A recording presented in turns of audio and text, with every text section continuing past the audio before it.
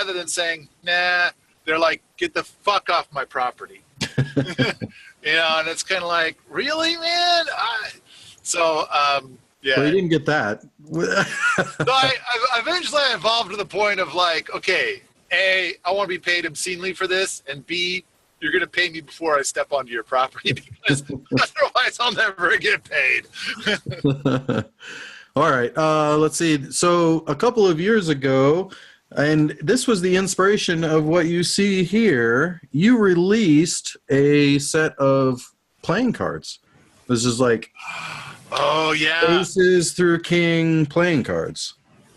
So Permaculture playing cards, I think it was like 4 years ago, just got the reprint. So I've got, I don't know, that would be kind of almost a show in itself, or is to like cast iron stuff. Take on a bunch of the cards, you know.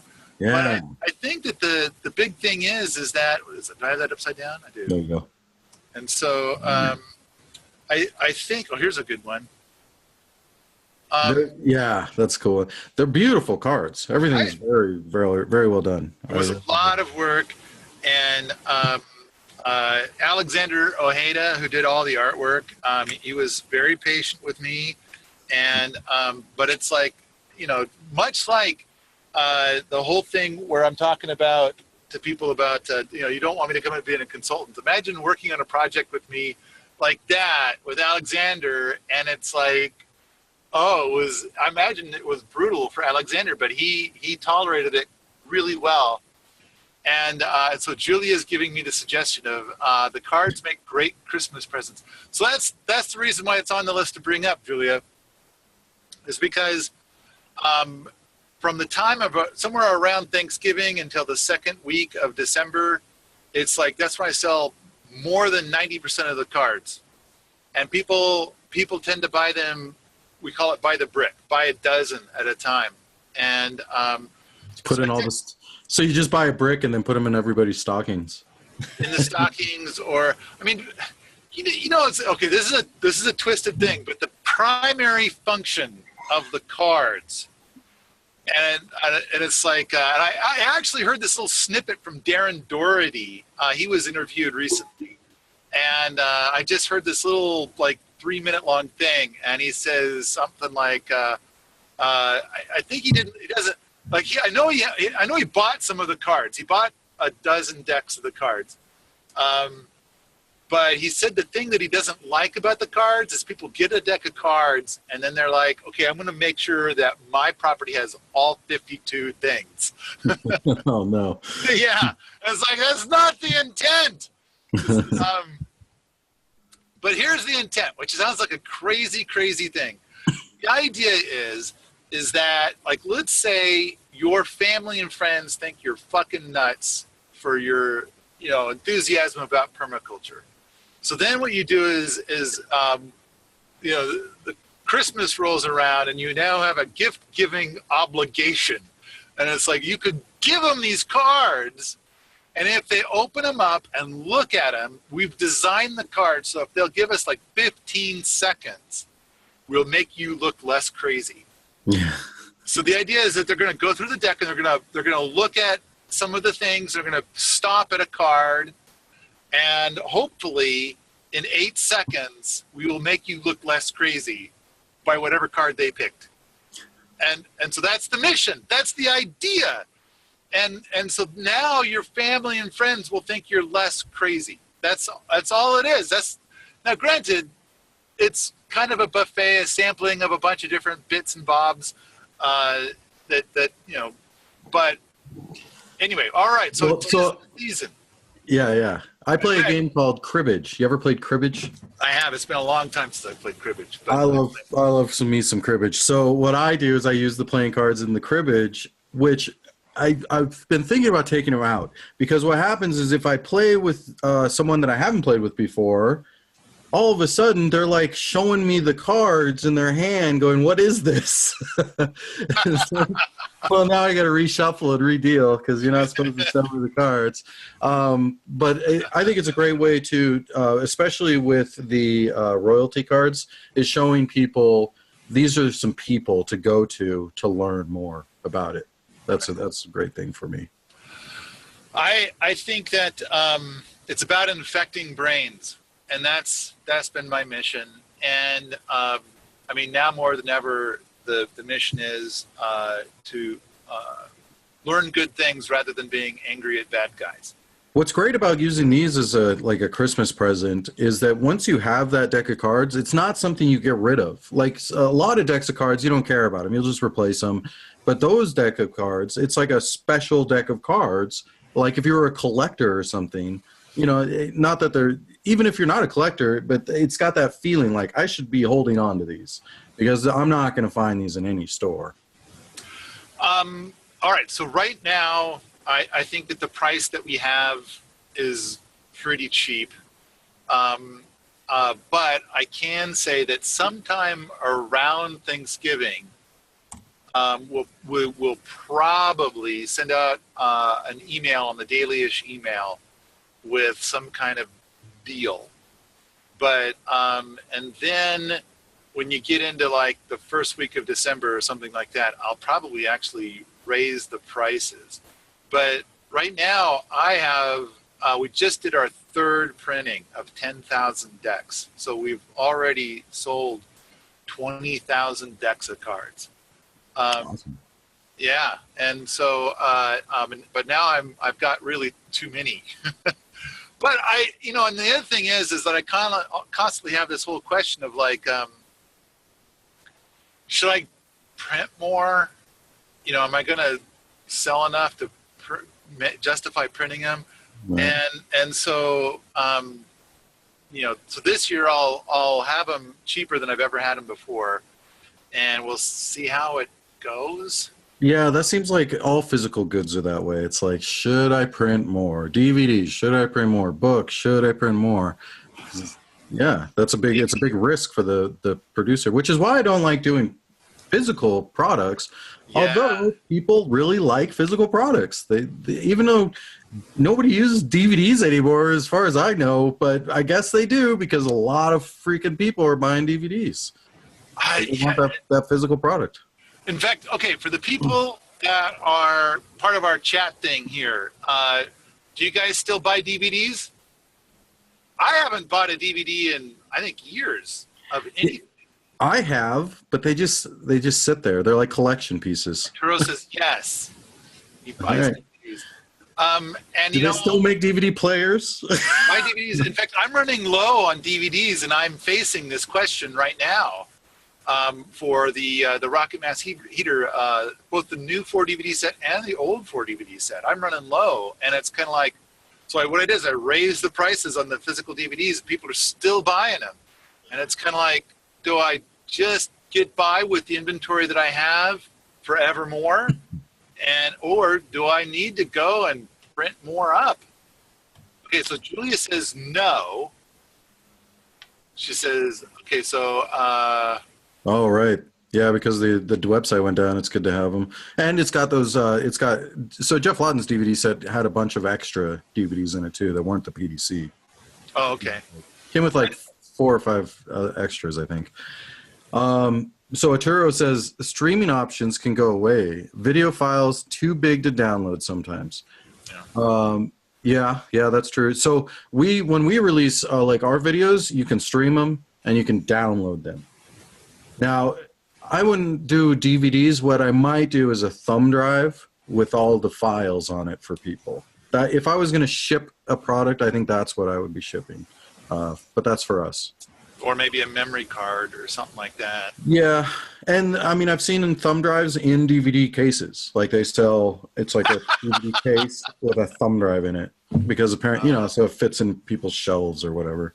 But this seems just so, I don't know. It's like all these people had all these cases for all their records, and then everybody went to CDs, and all those cases became obsolete. And now DVDs are obsolete, or CDs are, and everybody's going back to vinyl records. So, thumb drive is the best option. People talk about thumb drives are the best option. I don't currently offer the thumb drive option. In fact, the last time I did anything with thumb drives, I put all of my podcasts and all of my YouTube videos on a thumb drive, and I sold it for like $60. and it's like, but it turned out it cost me like $30 per unit, and then it's like, and then I was selling it for 60, so then I still had to pay for the shipping out of my 60. So then I'm clearing like $20 a unit, but I didn't even sell half of them, and you had to get a certain number of them, and then I'm like, oh man, it's like I went to the red. Eventually, after like 3 years, I finally sold. In fact, I think I gave you the last one, didn't I? Probably, yeah. Yeah. Well, I remember crawling around. You had me. You're like, all right, I know I got another box of these DVDs. I got to ship out. You mind hopping up there? That's right. That's right. You got my last box. It's like I'm kind of freaking out about how low I'm at. So you got up into that shelf up there, and I found a box that I hadn't gotten to yet. And the whole time I'm thinking, I'm too old for this. But yeah, I got up there I and can't found get on it. that ladder because that ladder will fall to pieces under me. So it's like, let's send the little tiny guy up there. I think the last time I got a DVD, it was actually recently, and it was Kickstarter. Like Grace. That wasn't the last one, but Gracie's Backyard is a good example. Yeah. So I supported the Gracie's Backyard Kickstarter, and then one of the options is like pay more and you get the DVD. And my thing was like, well, I just want to pay more to the Kickstarter. I want to help the Kickstarter more. Yeah. So I'll do this option, though I think you would make more money if I did the option without the DVD, because DVDs are a pain in the ass. So I probably hurt them by spending more on the Kickstarter. You gotta pay for printing the DVD, and then you gotta pay for actually shipping it. And I think he's in Europe, maybe.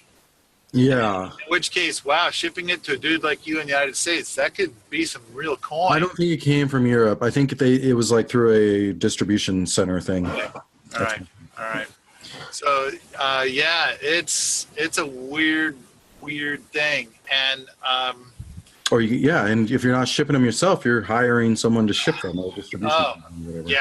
I mean, it's a lot of work putting together a DVD and sending it out. I think people, I mean, there's, of course, the people that are just so icky and awful and negative, they think, so like I remember one guy saying that I did that Kickstarter and then I went and bought land. And it's kind of like, how much do you think land costs? Because you do a Kickstarter and it's like for every Kickstarter, you got to assume that at least half of the money is going into just the costs to pull the thing off at all. Yeah.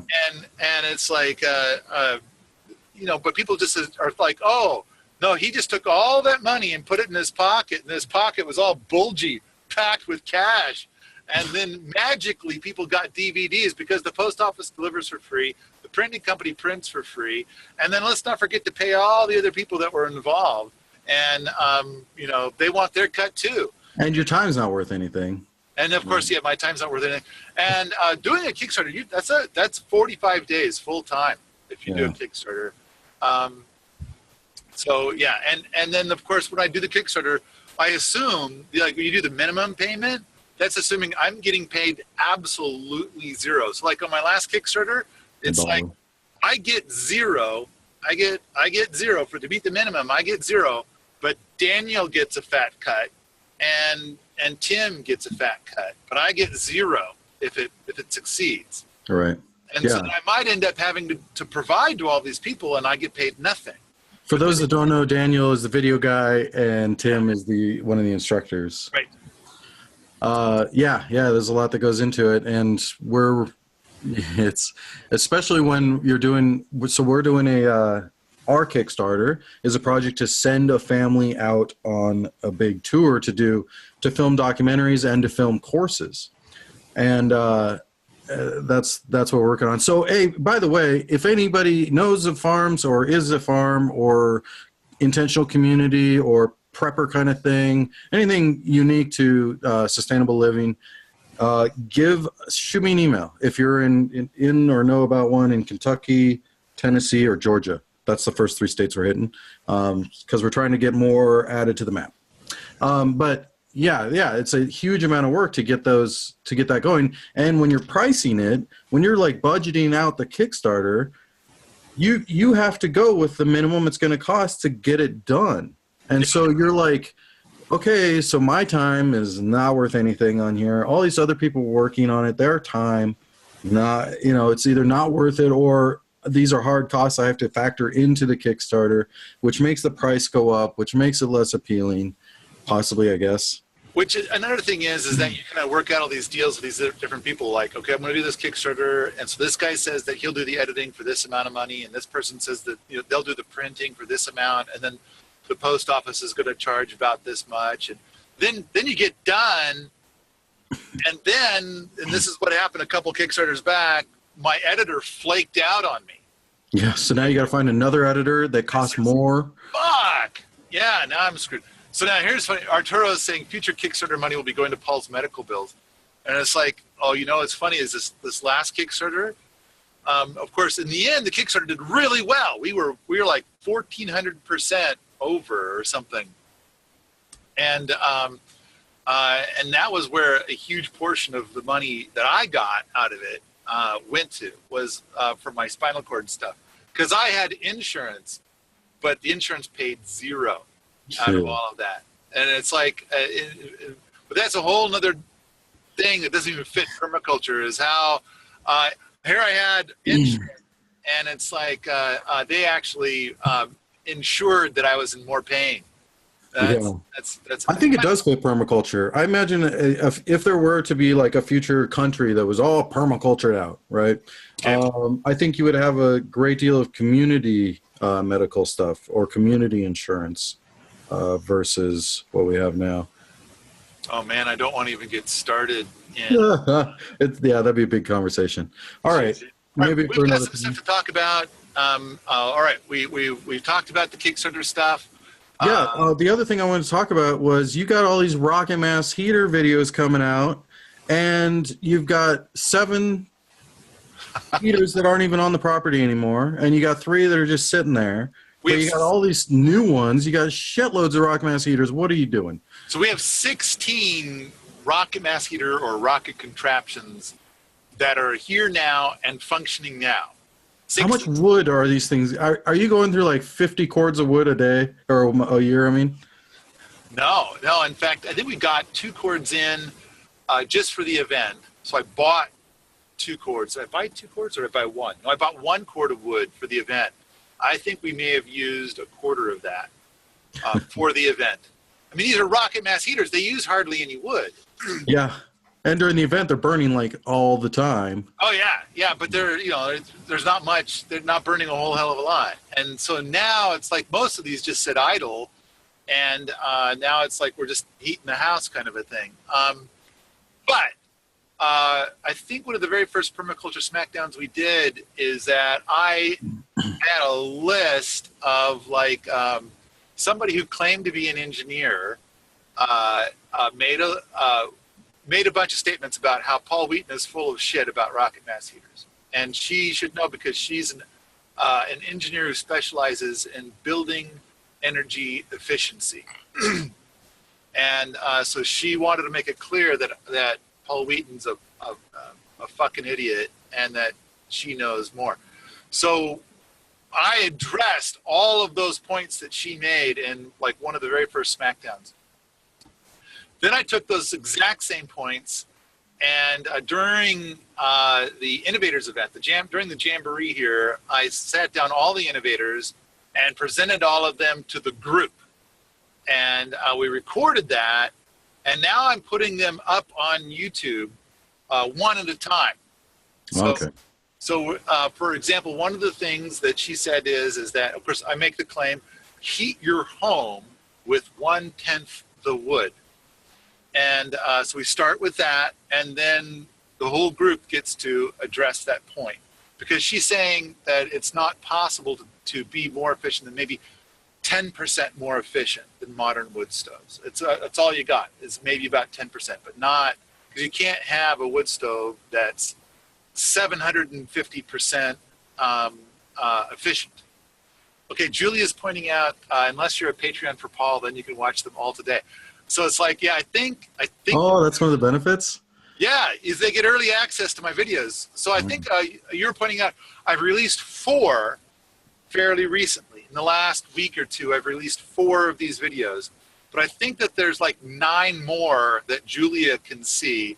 And Julia, who's one of my Patreon peeps, and I think I've got like 6 more coming soon. So there you go. Yeah, you just put out 4. So guys, I'm on Paul Wheaton, the Paul Wheaton YouTube channel. If you guys want to get on there and check out these videos. So that these 4 are here now. The Love Shack. Yeah. So I'm trying to put these videos out, and I've got a bunch of them. And the idea is that if somewhere on the internet somebody says, you know, heat your home with 1/10 the wood, that's bullshit. Then they could post this video to say like, well, here's the experts talking.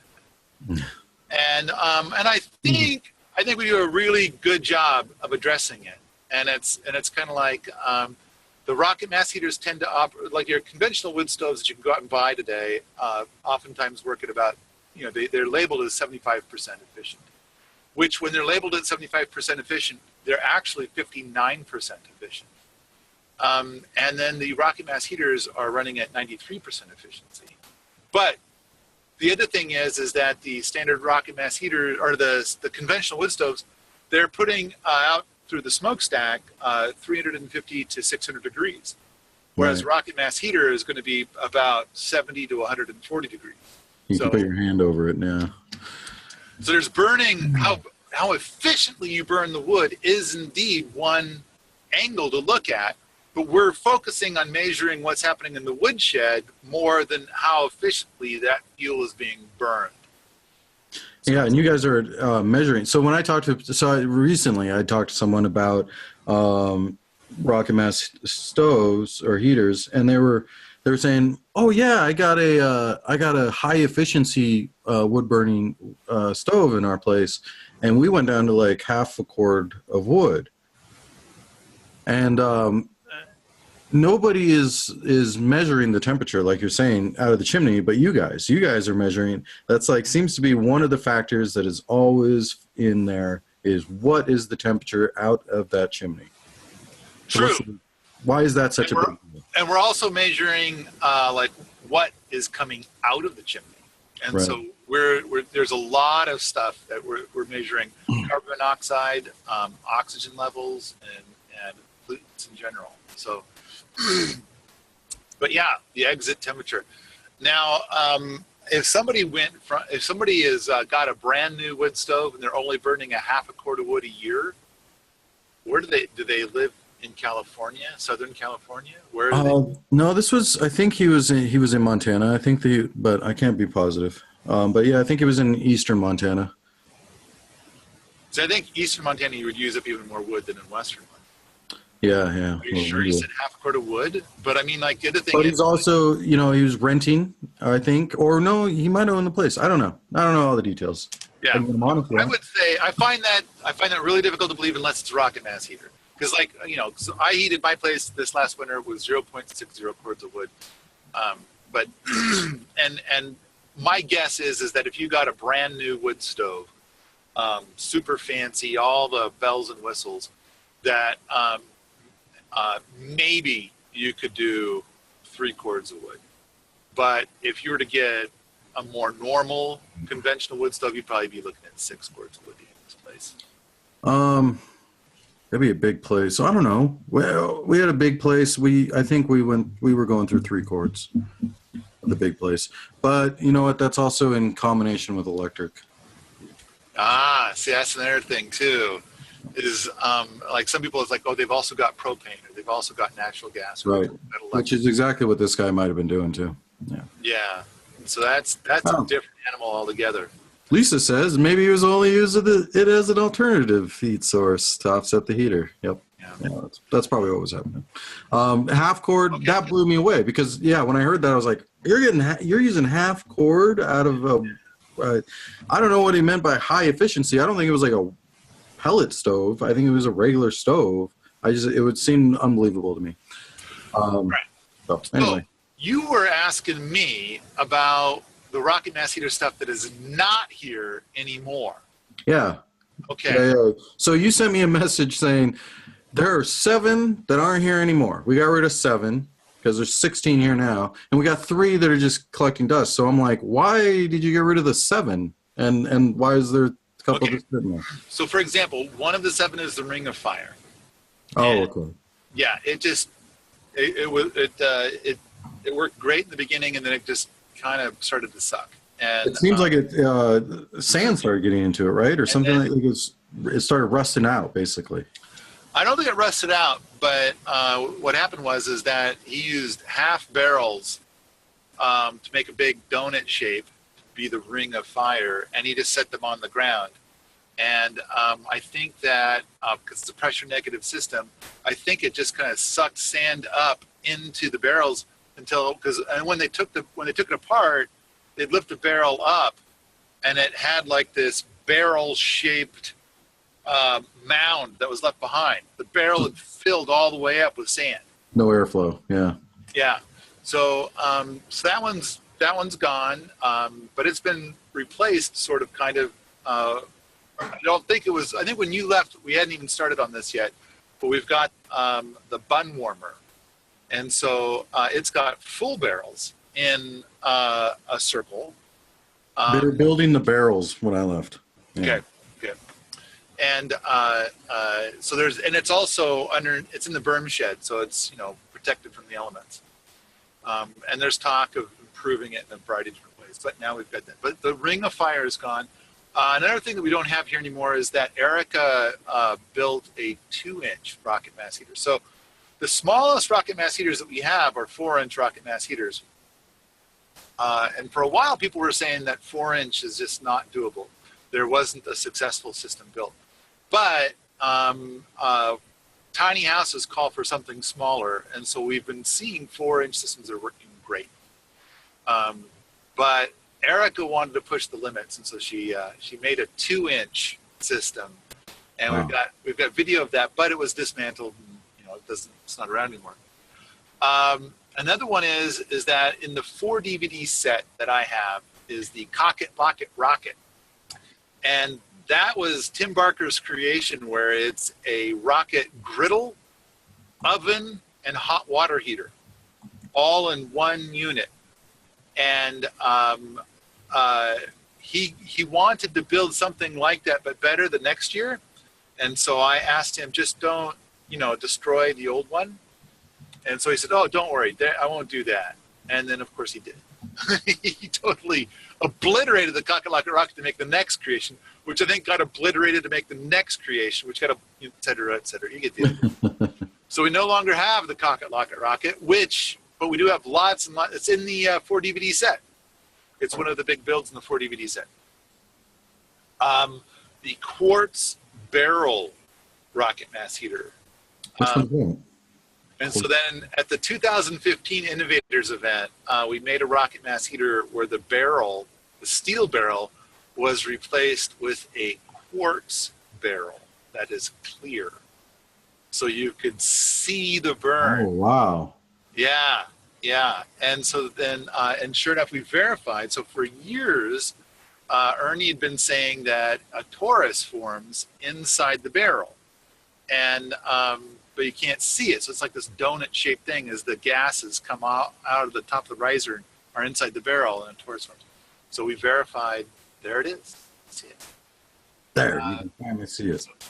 But we've got the quartz thing still, although the person that loaned it to us says they're going to come back and get it. And we haven't fired it up since, but it's all taken apart and put away. So it's like not a running system anymore. Was the quartz less efficient? Or it'd be definitely more costly.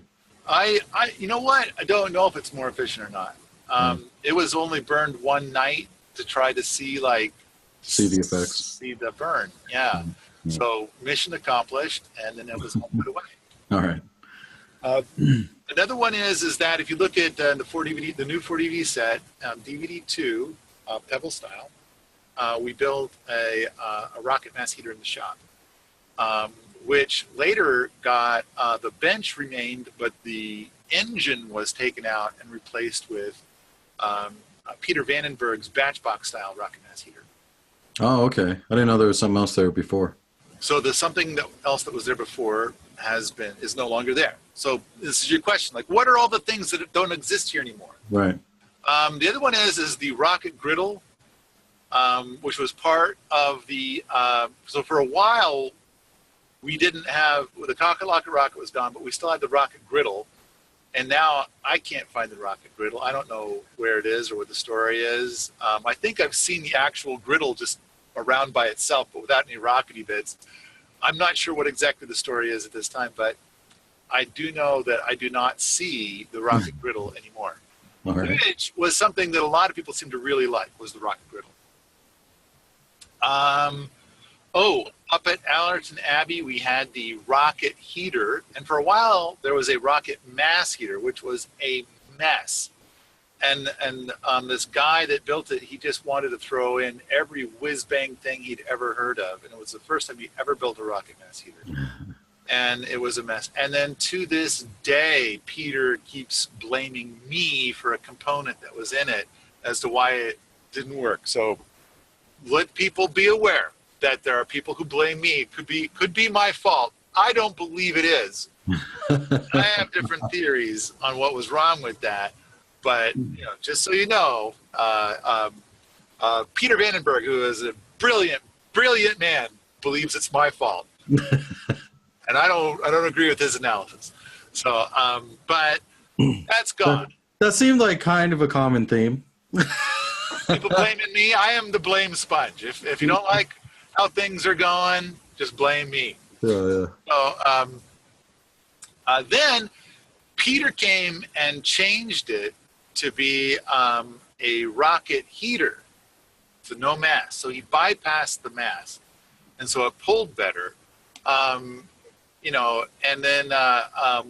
then Peter went back into Allerton Abbey, and he used his new double shoebox design to make a rocket cook stove. And so we were going to tap into the line for the rocket heater so that they'll both use the same exhaust. And when they opened it up, they found creosote.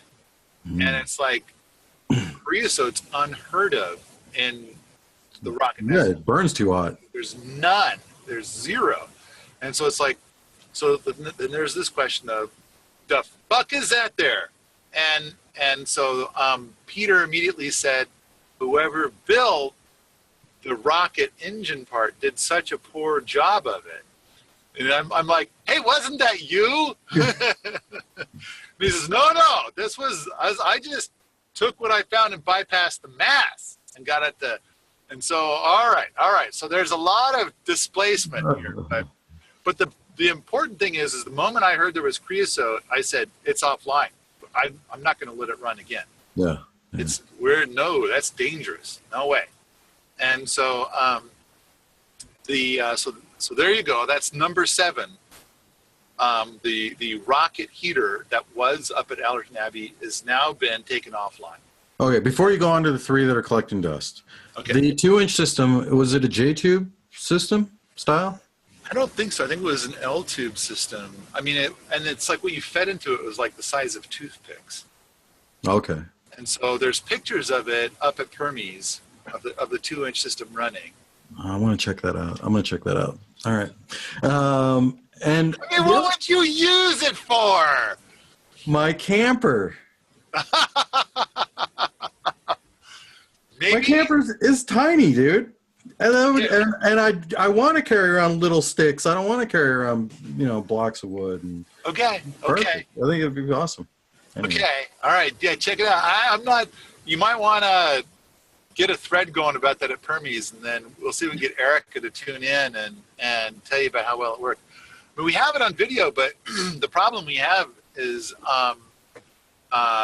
it would take a bunch of effort to edit up all that video, to pour through it all and edit it up, and then the next question is like, because it's like the same thing for all Kickstarters. It's like, okay, you do 2 weeks of work before the Kickstarter even starts, and there's a bunch of people that are kind of like, I'm not going to fucking do that work unless I get paid. and whether you do the Kickstarter or not, I don't care. And so then, you work your deals, you get it all, whatever, then you do all this work. Then the Kickstarter goes, and it's like, okay, is it going to meet the minimum goal at all? And it's like, so you've got this ulcer time until you've met your minimum goal. So what a scary adventure. So we have the video, and it's like, okay, you know what? I've already got 8 DVDs out about rocket mass heaters, and can we? You want to hear more? Or, yeah, I mean, have we saturated the market? Are we done? Is that right? Like, people gonna be like, no, I got all I want, and it's like, so we got the video. We've been taking video of it, but it's a lot of work to edit it and then print the DVDs and mail the DVDs. And if you're not getting the feedback, it's like, well, I could be doing other things that are getting feedback.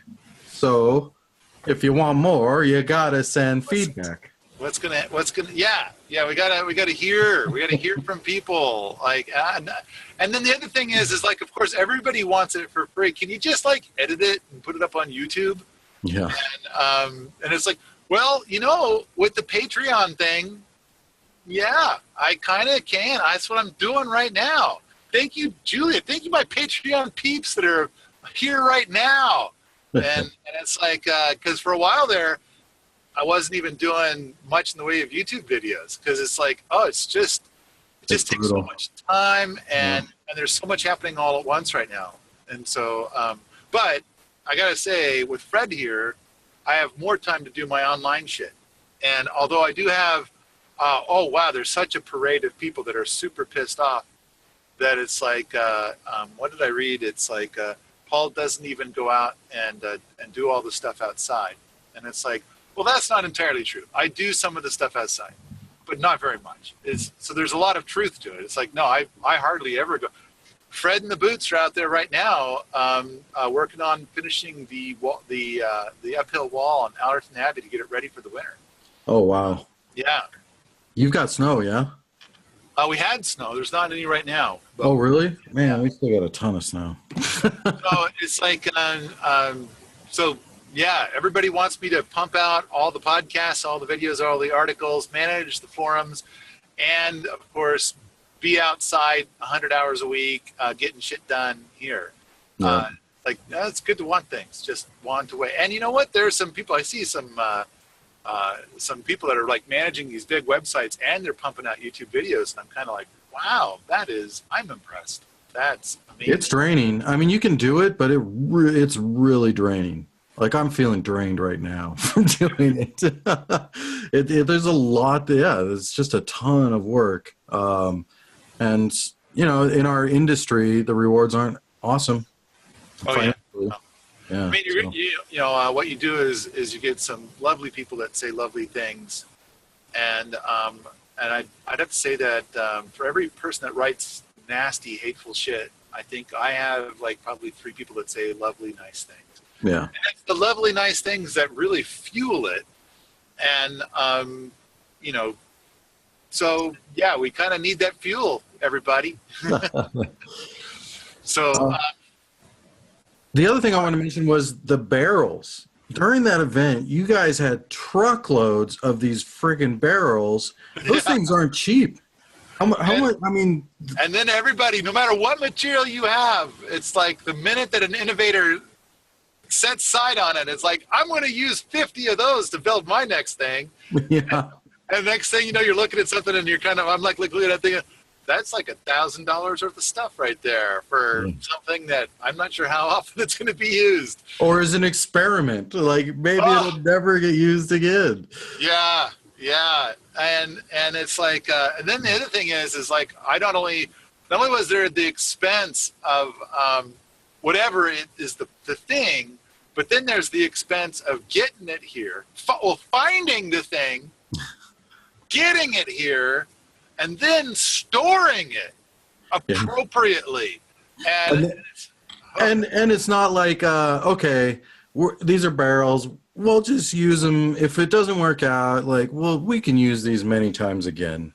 No, these guys are cutting the shit out of these things and in no reusable way. It's like that is for one project, an experimental project. That's crazy. But that's why it's so much fun. That's why it's an innovators event. Right. And they each innovator has a budget. Each innovator gets to do that and yeah. But man, they were talking about, and I try to not look and think about the money. Yeah, they were talking about how much the barrels are, because I'm like, how much are these barrels? And they're talking about the 25 gallons and stuff. I'm like, oh, what are those? And they're like, oh, like $35-$50. And then for the little ones, and then how much are the big ones? And they're like, big ones are actually cheaper. Okay. The little ones are really hard to come by now. Well, then there's also like, but it depends on if you get stainless steel or not. A stainless steel 50-gallon drum's got to be ridiculously expensive. About $200. Yeah. And you've got a couple of them, right? I think we just have the one that's in the house. But is it just? But there's two barrels there, isn't there? Or is it one barrel? Right, there is two barrels, but the lower barrel is mild steel. Okay. Yeah. But man, that gets so. My whole thoughts during that innovators event was the money. That's why I was thinking the whole time. I'm like, there's a lot of money that's going into this. I went into the hole about $4,000 to host the jamboree, but I did manage to pay for all of the travel costs for all of the innovators. Food. And everybody was fed. And there's some pain I have in that space, but we did middle of the roadish in that space. But I think the food turned out really good. The food's good, and it's to have Caitlin here to manage the food is so great, because when Caitlin's not here, the amount of drama that it's brought. 30% of my day every day is spent on food related drama. And when Caitlin's here, it's down to like 8%. Yeah. It's like, it's so great to have Caitlin doing it, just so that I don't have as much drama. Because what Caitlin does is people come in and they do whatever they're going to do, and Caitlin cleans up after all these people that are trying to help. Yeah. You know, she cleans up after all, and she just does it. She just can't stop herself. And then she keeps cranking out the food, and she keeps doing what she does, and it's like everything works out, and there's very little drama. Whereas without her, then it's like the cook or whoever's helping the cook or whatever, it just turns into this whole drama thing. Well, that person made a mess, and you need to talk to them and tell them to stop making a mess. And so I end up going and talking to somebody, and then they say, I never made that mess. And it's this huge, stupid drama shit. But when Caitlin's here, it's like she just cleans the fucking It's a job. She's treating it like that's part of the job. Yeah, and it's like that's all taken care of. Yeah. And it's like we had an event here one time, and it's like we were going to do this evening thing, but we weren't going to start it until all the dishes were done. And we ended up starting an hour and a half late, because anyway. All right. The key is that the innovators got all their travel costs covered, 100%. And the innovators that taught courses before and after got a tiny amount of jingle in their pocket. Not a lot, but some. Right. And so I'm just kind of trying to compare to the innovators event that Ianto Evans used to have. And basically the innovators had to get there on their own dime, and they also had to bring a sack of groceries. And so then that was the deal. And I kind of feel like I'm trying to upgrade. I'm trying to make it so that the innovators can come from Europe and Australia and not feel like they're doing a bunch of other stuff. I would prefer to not go into the hole for an event like this. And hopefully next year will be the first year that we've had a Rocket Mass Heater event where I don't go in the hole. Yeah. That's my goal. And so the thing is that I hope to be able to announce the event early, sell tickets early, things like that. It's a ton of fun. It's definitely something that doesn't convey over video very well. It's like definitely an event you want to be there, I think, for. The experience is just tenfold of what you see on the video. The video is great, but it's just like tenfold to be there, I think. It was just a lot of fun. There is something to be said for getting your hands in the mud, and actually, because like a lot of people have never welded, they've never cut steel, and or cut bricks, and we got all of that going on. I don't understand why they kept cutting steel with grinders. Why don't they use the plasma cutter? But okay, for whatever reason, that's what they did.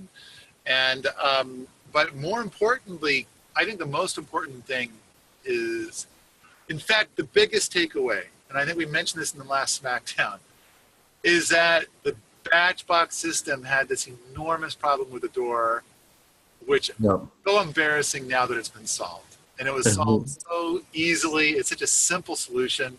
How embarrassing that we didn't think of it sooner. And it's that casserole door.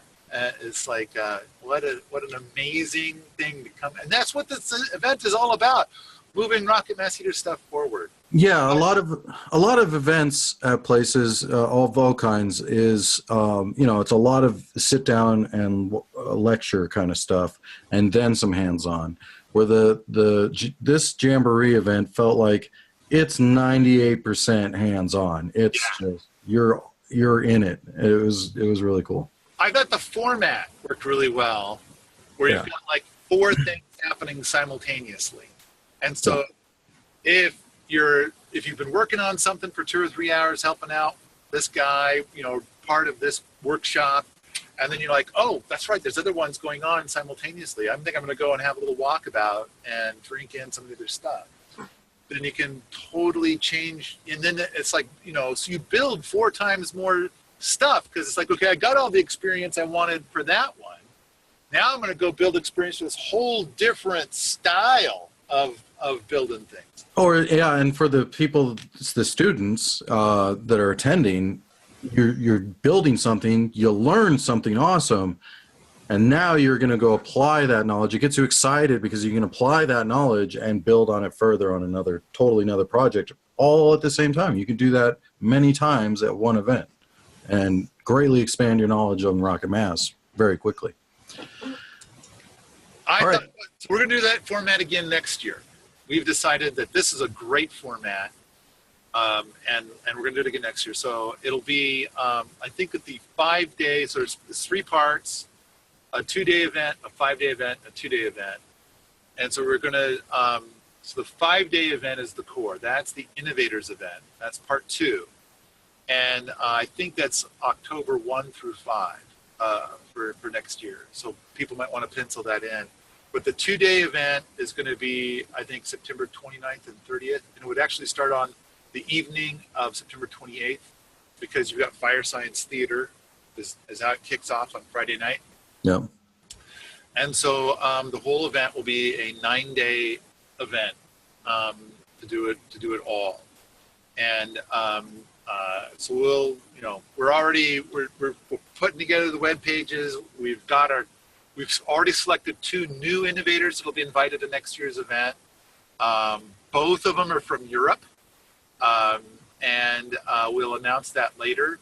We're working out details on like what's going to be taught during part 1 and part 3. Of course, part 2, you can't tell, although the innovators did say that they'd like to give hints on the things that they would like to try during part 2. So, we didn't do this year. That'll be kind of fun to do. And another thing that we are definitely doing, and I'd have to look up the dates to be sure, but I think it's like somewhere around May 20th through June 20th, we're going to do something called a peasant PDC. And that was pretty cool. This will be a very low price PDC, and half a day each day will be instruction, and half a day each day will be hands-on experience. And it'll be 30 days long. It'll be immediately followed by our standard 2-week PDC, and then the ATC. So we are currently working on details on that. We should have a web page up for that really soon. Is that a full PDC, or is that going to be broken into parts too for people that can't attend all 30 days? The 30-day event, the idea is it's pretty much designed for college students that are looking for a thing to do through the summer. Oh, okay, I see. Okay. Yeah, yeah, yeah. And so then they'll probably come for the full 30 days. But if they want to like bail, they can. I mean, Right. we're not going to like hold Not anybody going to give you a hostage, PVC. Yeah. you know? And so, but at the end, they'll get a certificate. It's a certificate course. Cool. And so Erica Wisner will be running that event, and Ernie will probably be there. So it'll be an Ernie and Erica thing. But of course, with Ernie's leg, you never can tell for sure how long he'll be there. Right. Right. We'll have a new instructor for the 2-week PDC this year. More on that coming soon. All right. And there's a good chance that the ATC will be taught by Uncle Mud. It's Chris McClellan. Yeah. And so more on that coming soon. Cool. And then, of course, if you're on the dailyish email, we will have a super early bird price, which will probably only be for 48 hours. And making it, and we're usually the super early bird price when we do that, it's a price that's lower than our cost to do it. And we make up for it by, the later tickets that are sold. So I think, it'll be a screaming deal. I want to say prices now, but we're still hammering out exactly what the prices will be. Yeah. Well, it's good to see the events are being well planned in advance. That's always good that's always a good sign. All right. Now, you wanted to talk about I got 3 more things on the list and we're already 3 minutes over. What I do want to wrap up with is the 3 that are gathering dust. You got 3 that are gathering dust. Let's just stick to the Rocket Mass for the end of the show. What are these 3 that are gathering dust and why? Okay. One of them is called the water bug. So at the last Innovators event, at the last Rocket Mass Heater event that we had, one of the things we tried to do is to build a hot tub and have a rocket heater for the hot tub. So Erica built what's called the water bug. And where is that at? it's sitting in the shop right now. So that's just it. It's just gathering dust. Oh, okay. But it's kind of like before the event started, I kept trying to find out from Erica, like, what kind of hot tub do we need to get? I don't want to get like one of those fiberglass things. I want to get something that's like the wood style. And so, but what size does it need to be and stuff? And then Erica didn't reply to me. And so finally she arrived and she's like, oh yeah, I never told you what to get. Why don't you get this? And it's like, they need 2 months advance notice. You got to buy it 2 months ahead of time. So we can't. So then Caitlin's husband was here, Weston, and his whole thing is great. He's like, shows up and he says, tell me what your worst problem is and I will make it go away. And so then he heard about this and he's like, he looked up on Craigslist, found one that was like 2 hours away and went and got it, brought it over. And it's like, okay, we're going to put it on skids. And so then he built the skids for it to go on. The only problem is that there's a fast way to build a deck on skids. And then there's the roundwood timber framing. Let's do it perfectly. And so then he decided to do it perfectly, which meant that by the time he got it done, the event was over. Right. And so it's like, and they did still put the hot tub together, but it's like you got to fill it up slowly because then the wood swells and then seals. And it's like they never got to the point that they could get enough water in it. And then they're like, everybody's going home. So they never even tested it. And then the hot tub sat out there over the winter, and a windstorm came and modified the hot tub.